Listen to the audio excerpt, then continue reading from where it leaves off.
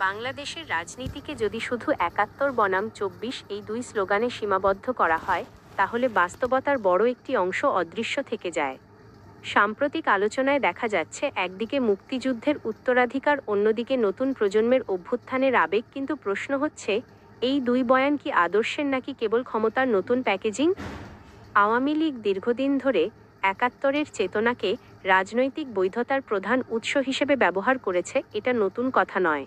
কিন্তু সেই বয়ান যখন রাষ্ট্রের সব ব্যর্থতা ঢাকার ঢাল হয়ে দাঁড়ায়, তখন সেটি আর ঐতিহ্যের সম্মান নয়, বরং কৌশলগত একচেটিয়াকরণে পরিণত হয়। অন্যদিকে জামায়াতে ইসলামী ২৪-এর গণ অভ্যুত্থানকে সামনে এনে নিজেদের ব্র্যান্ড করতে চাইছে। তবে এখানে বড় প্রশ্ন, একটি সাম্প্রতিক আন্দোলনের আবেগকে কি এত সাংবিধানিক কাঠামোর বিকল্প হিসেবে দাঁড় করানো সম্ভব, নাকি এটি অতীতের দায় থেকে দৃষ্টি সরানোর প্রচেষ্টা? সবচেয়ে কৌতূহলোদ্দীপক অবস্থানে আছে বিএনপি। দলটি ৭১ এবং ২৪ দুই ধারাকেই একত্রে ধারণ করার দাবি করছে।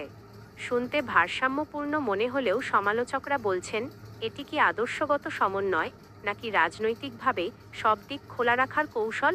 কারণ ইতিহাস বলে, একাধিক শক্তিশালী বয়ান একসঙ্গে ধারণ করতে গেলে স্পষ্ট অবস্থান ঝাপসা হওয়ার ঝুঁকিও থাকে। বর্তমান বাস্তবতায় রাজনীতি যেন স্মৃতির প্রতিযোগিতাকে কোন ইতিহাসকে বেশি জোরে উচ্চারণ করতে পারে।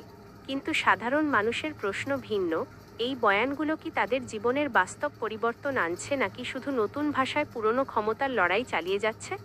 শেষ পর্যন্ত ৭১ হোক বা ২৪, দুটি ঘটনাই জাতির গুরুত্বপূর্ণ মাইল ফলক। কিন্তু যখন এগুলো রাজনৈতিক মুদ্রায় পরিণত হয়, তখন আদর্শের চেয়ে ব্যবহারের ধরনটাই বেশি গুরুত্বপূর্ণ হয়ে ওঠে। আর সেখানেই মূল সমীকরণ, ইতিহাস নয়, ইতিহাসের ব্যবহারই ঠিক করে দেয় ভবিষ্যতের রাজনীতি।